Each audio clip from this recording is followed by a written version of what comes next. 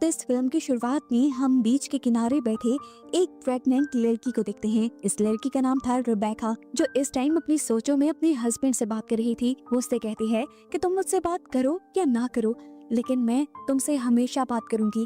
मैं जानती हूँ कि तुम मुझसे दूर चले गए हो, लेकिन इसका मतलब ये नहीं कि मैंने तुमसे प्यार करना छोड़ दिया है। साफ मतलब था कि रेबिका का हस्बैंड मर चुका था। वो सोच में उससे कहती है, तुमने मुझे ये जो आखिरी तोहफा दिया है ये मेरे लिए बहुत स्पेशल है। ये कहते ही सीन्स यहाँ से कट हो जाता है और हमें साहिल पर यानी बीच पे एक छोटी बच्ची को दिखाया जाता है। ये बच्ची असल में रेबिका ही थी, यानी स्टोरी पास्ट में जा चुकी थी। इस टाइम रेबिका जब बीच पे खेल रही थी तो उसके पास से एक बच्चा गुजरा। ये दोनों एक दूसरे को देखकर मुस्कुराए और इन दोनों को ही एक दूसरे से अट्रैक्शन फील हुई। अगले दिन दोबारा वो बच्चा रेबेका को बीच पर देखकर उससे बात करने के लिए आता है। उसे अपना नाम टॉमी बताता है और उससे दोस्ती भी कर लेता है। उस दिन के बाद से ये दोनों एक साथ ज्यादा से ज्यादा वक्त गुजारना शुरू कर देते हैं, क्योंकि दोनों को ही एक साथ बहुत ज्यादा मजा आता था। एक दिन इन दोनों को खेलते हुए अपने घर के पास एक स्नेल मिला, जिसे ये लोग उठाकर अपने घर ले आए।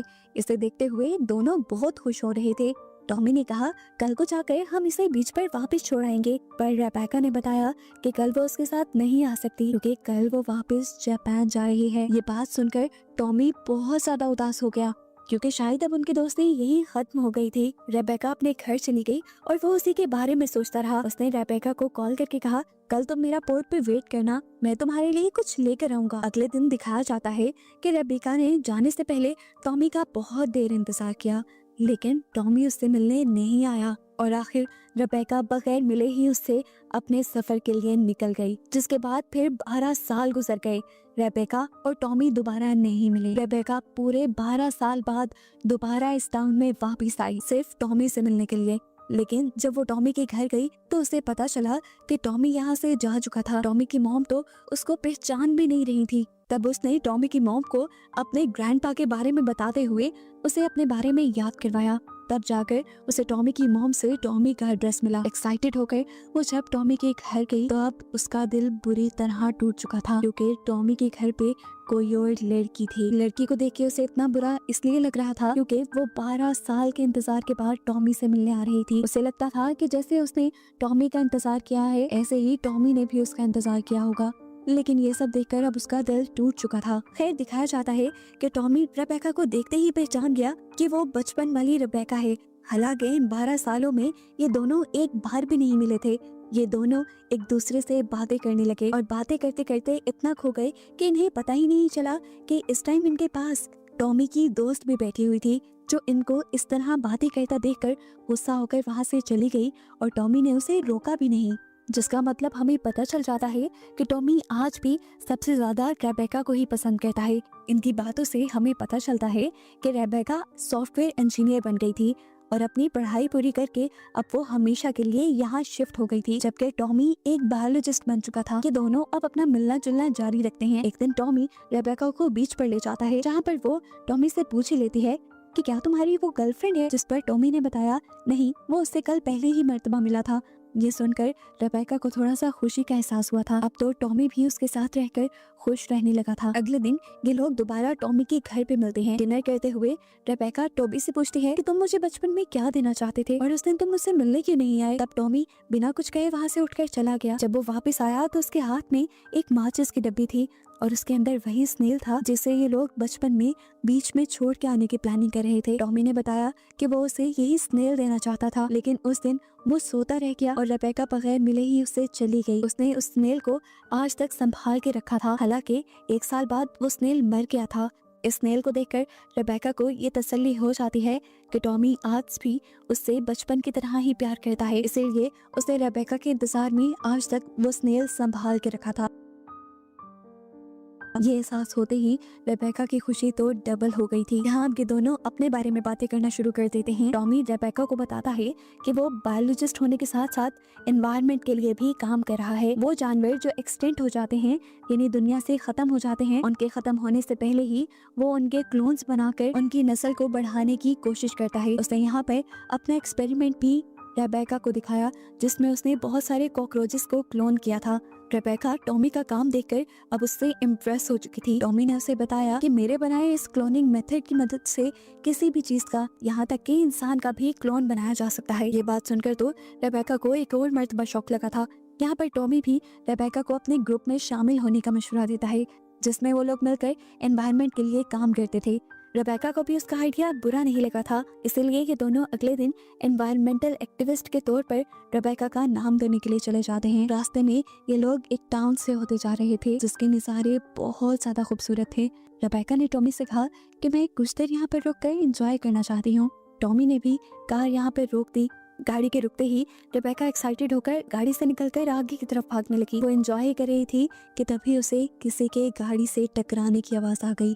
पीछे मुड़कर उसने देखा कि टॉमी जो गाड़ी से निकलकर उसके पीछे ही आ रहा था, एक गाड़ी उसे आकर यहाँ हिट कर गई। हिट क्या कर गई समझो, कुचल गई और टॉमी यहाँ उसकी आंखों के सामने मारा गया। इस हादसे ने रेबेका को पूरी तरह से तोड़ दिया था। टॉमी जिसका 12 साल उसने इंतजार किया था, जिसके साथ अब उसकी लाइफ बहुत ही ज्यादा अच्छी हो गई थी, वो इतनी जल्दी मर गया था। उसे लगने लगा था कि वो अपने आप को इस हादसे से कभी बाहर नहीं निकाल पाएगी, वो कभी मूव ऑन नहीं कर पाएगी। वो दिन ब दिन डिप्रेशन में जाती जा रही थी।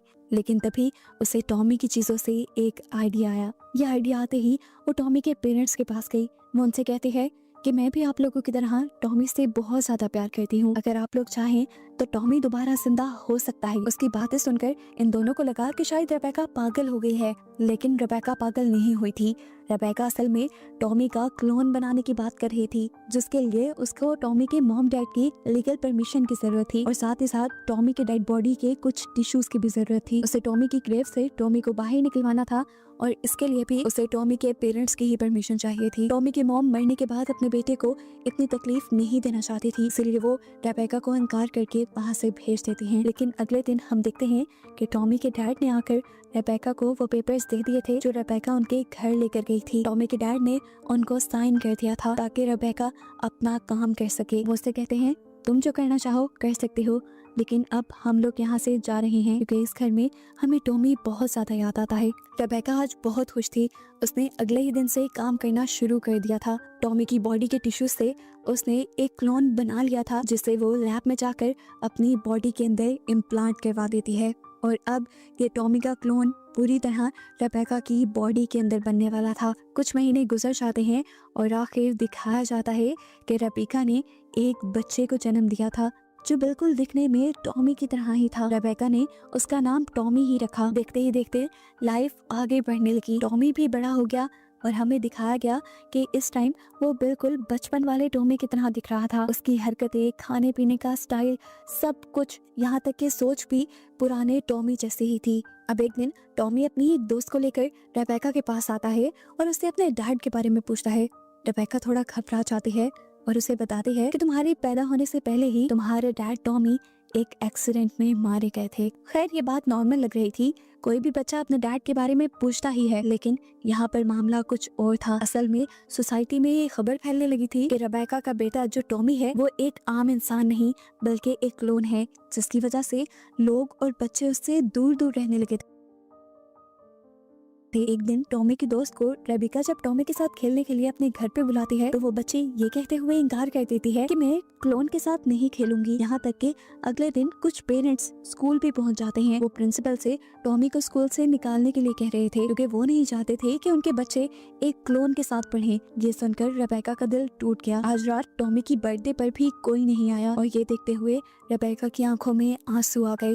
वो समझ गई थी कि अब वो वक्त आ गया है जब रेबेका को ये टाउन छोड़ना पड़ेगा, क्योंकि अगर उसने ये टाउन ना छोड़ा तो कोई भी टॉमी को उसके क्लोन होने की सच्चाई बता देगा। टॉमी को लेकर रेबेका अब एक सुनसान जगह पे चली जाती है जहाँ पे सिर्फ उन्हीं का घर था, किसी और का घर नहीं था। वहाँ पे उसने यहाँ अकेले ही टॉमी को बड़ा किया, पाला। इस जगह पर रेबेका टॉमी के साथ काफी खुश थी। सालों का वक्त गुजर गया और हमें दिखाया गया कि अब टॉमी बड़ा हो चुका है और हूबहू अपने डैड टॉमी की तरह ही दिख रहा है। आज वो अपनी एक फ्रेंड को अपने घर लेकर आया था, जिसे देखकर रेबेका जेलस होने लगी क्योंकि कभी भी उसने इस टॉमी को अपना बेटा नहीं समझा था। खैर टॉमी ने यहाँ रेबेका से कहा कि कुछ दिन उसकी ये फ्रेंड उनके साथ उनके घर ही रहेगी। रेबेका टॉमी को मना नहीं करती। वो लड़की कुछ दिन इनके साथ रहना शुरू कर देती है, लेकिन वो देखती है कि इन दोनों के दरमियान में माँ और बेटे जैसा रिलेशन नहीं था।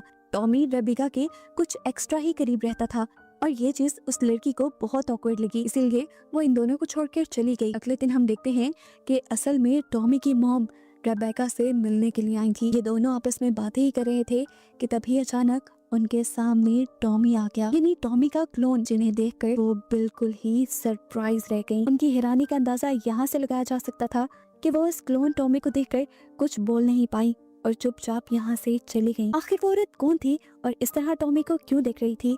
वो ये सारे सवाल रेबेका से करता है, लेकिन रेबेका भी उसकी किसी भी बात का जवाब नहीं देती। टॉमी को तो अब गुस्सा आने लगा था।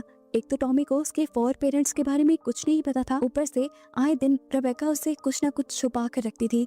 इन सारी चीजों का गुस्सा अब आहिस्ता आहिस्ता टॉमी की पर्सनालिटी को खराब कर रहा था। टॉमी के दोस्त भी जो आज उनसे मिलने के लिए आई थी, वो भी टॉमी का गुस्सा देखकर घबरा कर वहाँ से चली जाते हैं। टॉमी घर में बहुत तोड़फोड़ करता है, जिस पर आज रेबेका समझ गई थी कि वो दिन आ गया है जब उसे टॉमी को सच्चाई बतानी पड़ेगी। उसने बहुत हिम्मत की और फिर टॉमी को वो सारी कहानी बताई कि किस तरह उसने अपने दोस्त यानी टॉमी का क्लोन बनाकर उसे पैदा किया था। रेबेका की ये सारी बातें टॉमी को समझ नहीं आ रही थी। तब तंग आकर रेबेका ने असली टॉमी का लैपटॉप और उसकी चीजें इस क्लोन टॉमी को दे दी और ये सारी चीजें देखने के बाद टॉमी समझ गया कि कैसे आखिर वो एक असल इंसान नहीं है, वो तो सिर्फ एक क्लोन है। उसका अंदर अब बहुत ज्यादा टूट चुका था, उसका कॉन्फिडेंस मर गया था। उसे समझ नहीं आ रहा था कि अब वो इस दुनिया में कैसे सरवाइव करेगा। वो रेबेका से पूछता है कि आखिर क्यों किया, क्यों बनाया आपने ये क्लोन। तब रेबेका उसे बताती है कि मैं टॉमी से बहुत ज्यादा प्यार करती थी, मैं उससे दूर नहीं रहना चाहती थी, इसीलिए